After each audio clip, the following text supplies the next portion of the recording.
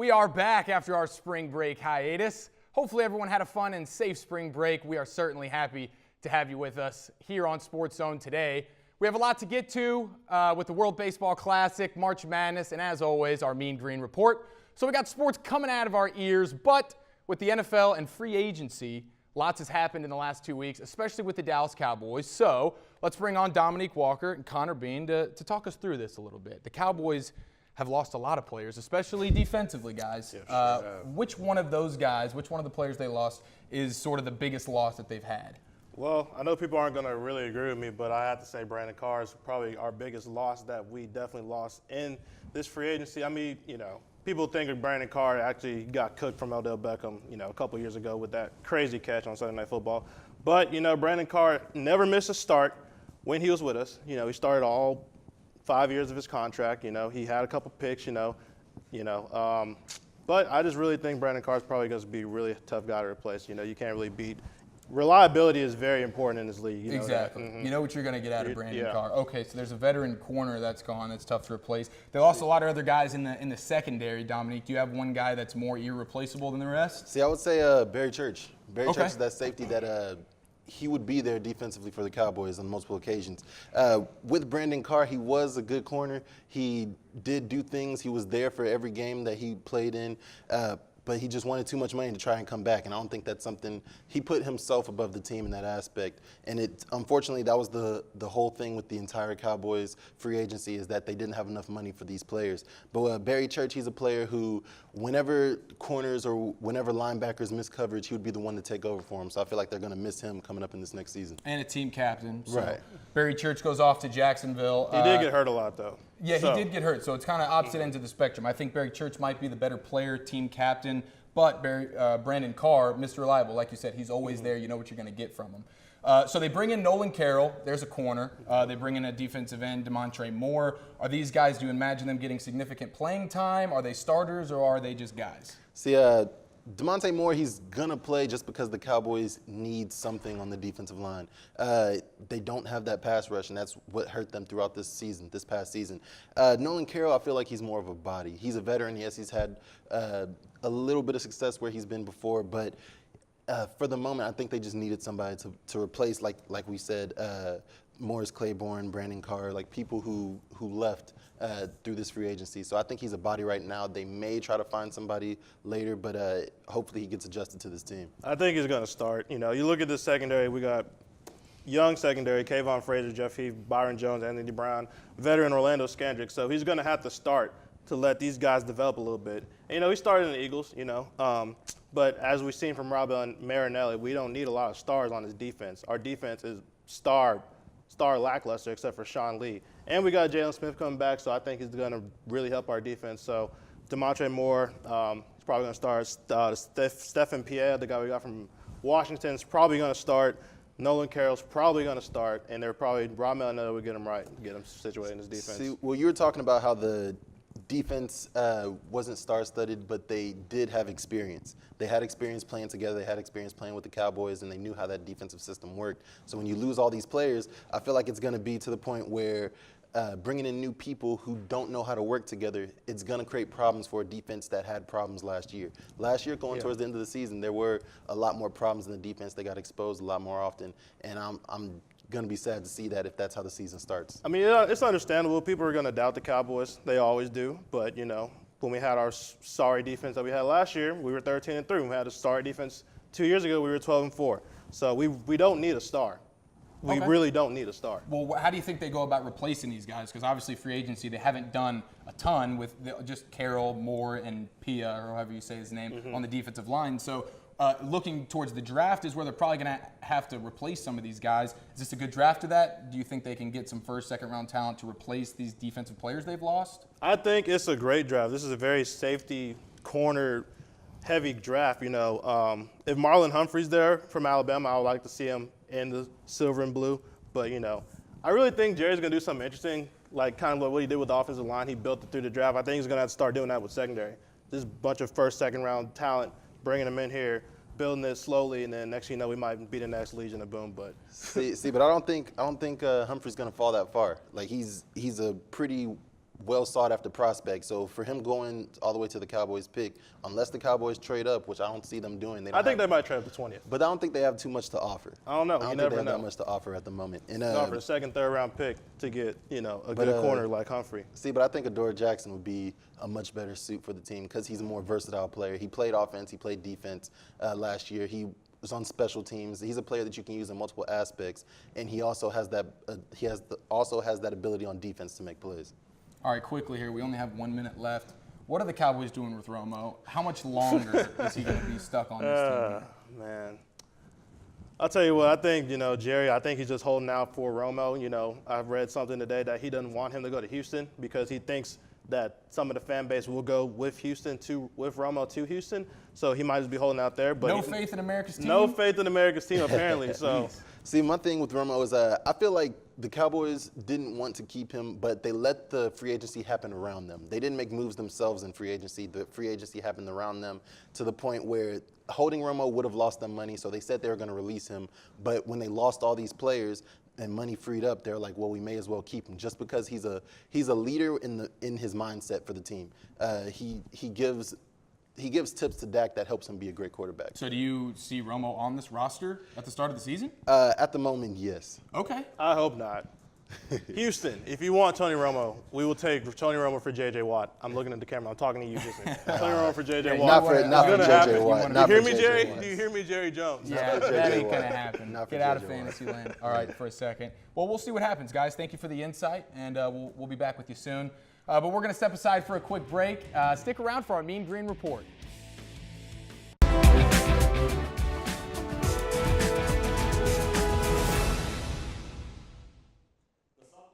Repeated history the first week of the season by beating the number 21 ranked Baylor Bears. That victory at the beginning of the season was the third time in as many years the Mean Green have upset the Bears in Waco. Since then, the Mean Green are playing just above 500 with a 14-13 record at this point of the season. Along with the current winning record, the team has seen a lot of success so far in this season and now looks forward to capitalizing on that momentum heading into this weekend's action. The halfway point of the 2017 season, the Mean Green have had their ups and their downs. The win against Baylor in Waco earlier this season was the first big win the team had. The season has seen spells of inconsistent play and areas of tremendous play. That's to be expected in a season of over 50 games. Head coach Tracy Key told MeanGreenSports.com, "Our season is a marathon and not a sprint. We will continue to improve our game, our fundamentals, and our approach at practice and on game day." There is a lot of positive buzz around this year's softball team. This past week, the NCAA released the initial ratings percentage index for the 2017 Division I softball season, and the Mean Green were ranked number 57. Compared to last year's rank of 156, it's a drastic improvement for the Mean Green. With still half of the season to play, the Mean Green have plenty of time to improve on that rating and even climb up in the Conference USA division standings. Right now, the top three teams in the West Division, we have Louisiana Tech in first place. They got a 5-1 conference record. Second place, we got the North Texas Mean Green. They got a 3-3 conference record. And right behind them there, holding down that 3 spot, is UAB. They also have a 3-3 conference record. And now over in the East, we have Marshall holding down that top seed rather handedly. They're 6-0, undefeated in conference play. And now, with about a month left to play, North Texas seems like they're in a pretty good position to be in one of those top 3 spots in the West Division, perhaps a Conference USA tournament. And that's how this works. Conference USA tournament is an 8-team tournament. They take the 3 top teams from each division by winning percentage and throw in 2 wild card teams from either division who have the best winning percentage outside of those 6 automatic qualifying teams. Now, this weekend, the UTSA Roadrunners visit Denton behind me, playing Lovelace, to take on the Mean Green for a 3-game series here this weekend. Now, UTSA is only 1 game behind North Texas for one of those top 3 spots in the West Division. That makes this series a must-watch series for the North Texas fans. So like I've said, it's been a pretty good season so far for the softball team, and they do have a very crucial mid-season series with a 3-game weekend set against UTSA. And again, they're only 1 game behind UNT for one of those 3 spots. Now, a weekend sweep of the Roadrunners would be a perfect way to spend the weekend, but even getting 2 wins this weekend could really help the Mean Green start to cement their spot as a top 3 seed in the West. Now coming up after the break, Eric will be joined at the desk by Kennedy Miller and Jackson Donovan to talk about March Madness as we gear up for the Sweet 16.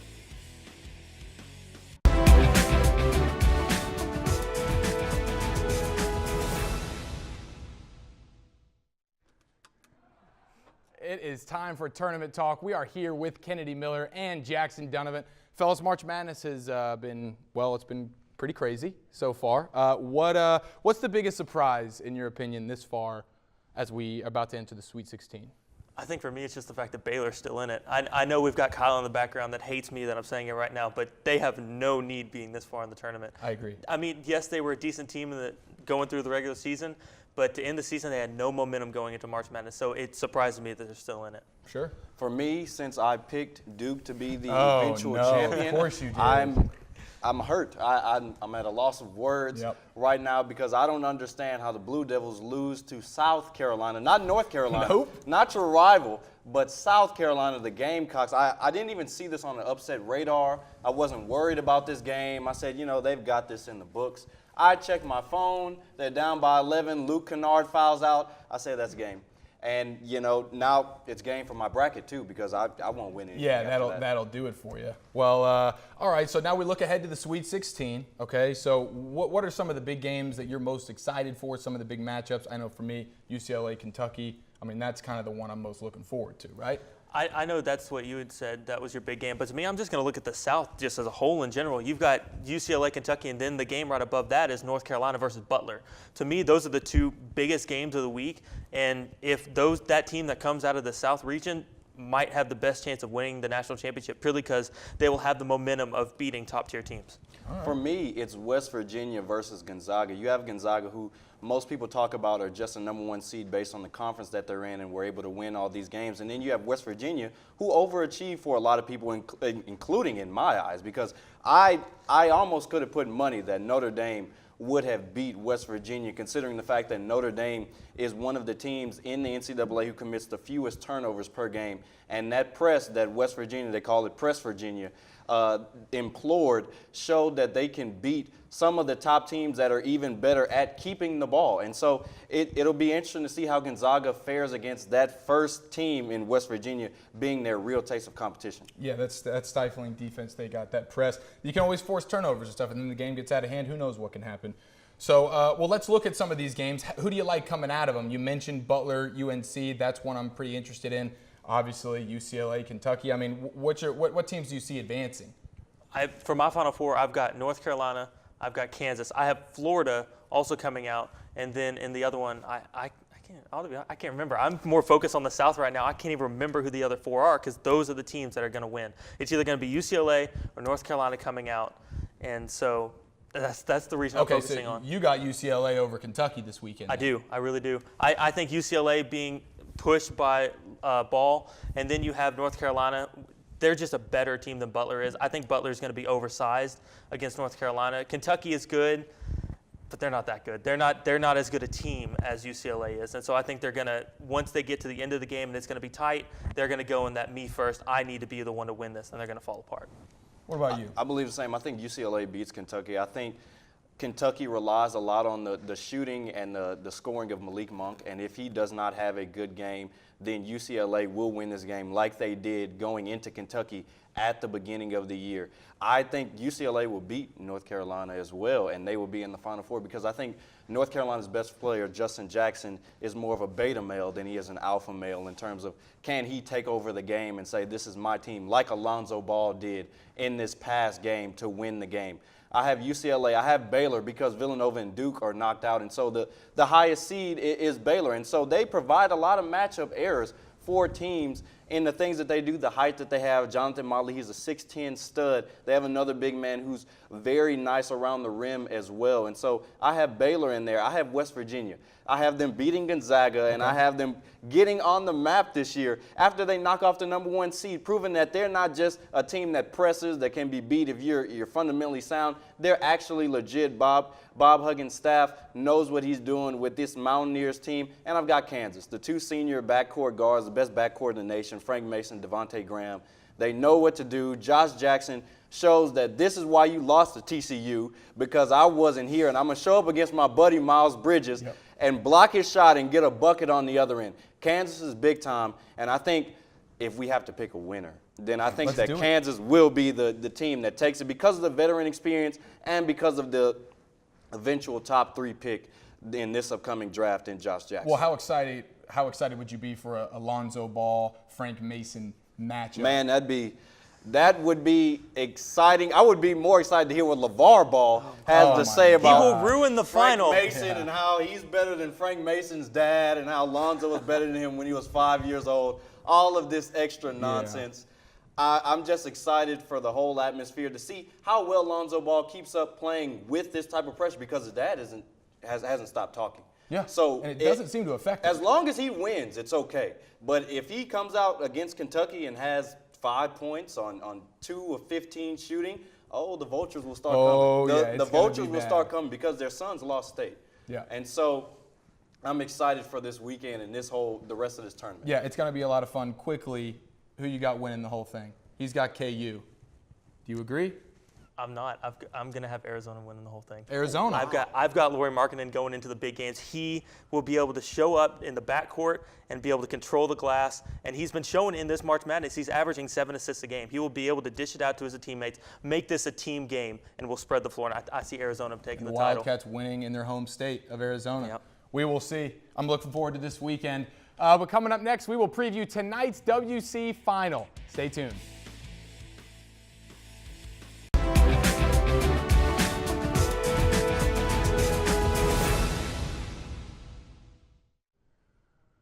Welcome back inside the North Texas studios. And for today's final segment, let's bring on Kyle Yeomans and Nick Lalpuis to talk about the World Baseball Classic, where Team USA finds themselves in the championship game for the first time ever. Guys, that's pretty awesome, huh? How about the USA coming and showing out in the World Baseball Classic? That's right. So I want to get to, before we get into tonight's game, what has happened so far? For the people that haven't been paying attention, how did USA get here to face Puerto Rico in the finals tonight? Well, I mean, this is something we haven't seen a lot. And they've had some really good pitching throughout the whole tournament. It's been very consistent. Aside from Stroman, had a rough outing against Puerto Rico there in the first round.